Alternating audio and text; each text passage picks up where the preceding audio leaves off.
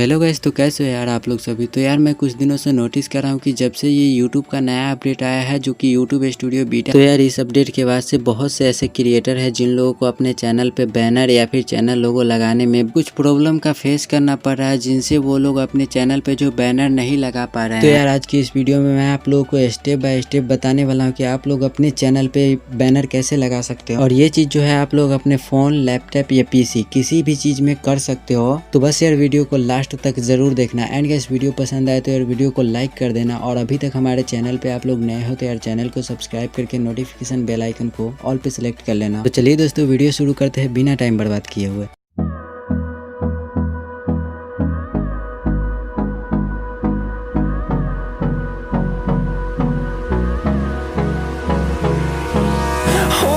Close till I get up. Time is barely on our side. I don't wanna waste what's left. The storms we chase are leading